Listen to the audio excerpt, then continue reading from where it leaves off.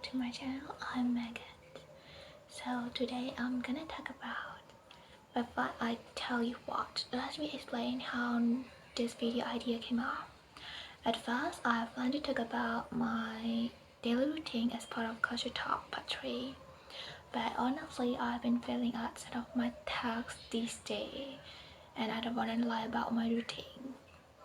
I'll change this first before I talk about it. So instead, today I'm gonna share a prose that I selected from the collection of Poat by venerable thinkers at Seattle. It's called Poat.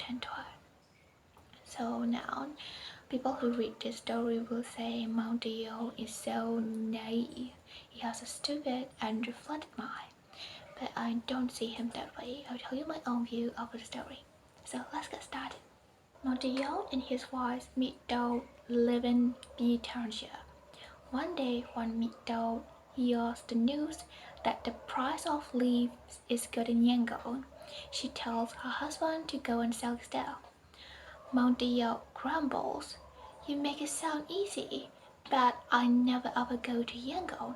How am I supposed to go?" Htot reassures him, "Don't worry about it. I'll show you the way. Just weave a big basket and a small one. Then pack the leaf properly. That's all you need to do." So she shows him the way. "Just keep the big basket in front of you," she says. "Whenever it goes, you follow." With that advice, she sends him on his journey. Mondio carries the big basket in the front and the small one at the back, and start walking from B to Yangon. After a long time, he feels exhausted, so he puts the basket down right in the middle of the road and sits to rest. Strollers come along, but the basket blocks the path, so they swap them, putting the small one in the front and the back one behind, then move them off the road. When Mondio runs enough, he stands up and continues his journey, following his wife's advice. Just follow the big basket. But the big basket is behind him right now. So he cheerfully follows the small one without knowing and straight back to B. As evening falls and he sees the lights of B. "Wow, you look just like home," he says. "Even your golden pagoda looks our bizarre twin." He reaches a house that looks exactly his and thinks, "Strange, this house looks exactly like mine. Maybe I should ask to stay here for the night." He calls at the door, and his wife Htot comes with a lantern.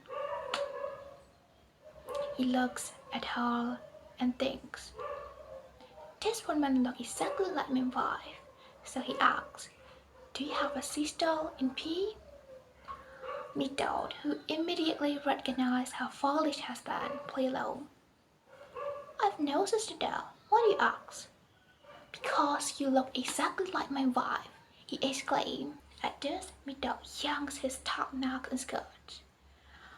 "You idiot! How did you set out for Yangon only to end up back in P?" As she begins beating him, he reels. "Don't blame me, mistress. Blame the big basket. Just chop it up with a knife instead." So now I have a question for you guys. How do you think about Mondio mindset? As for me, I actually understand him. I think he's a man who is overly controlled or even intimidated by his wife. Basically, Mondio is hand-packed. When we want to talk about his mindset, we have to talk about fear. When we are afraid of someone or something, we can't think clearly. We only focus on the orders we were given. For example, imagine your mom sends you to buy soy sauce with a bottle of soy sauce with the brand logo, but the shop is out. On one hand, your mom really needed for fried noodles. On the other hand, you're stuck.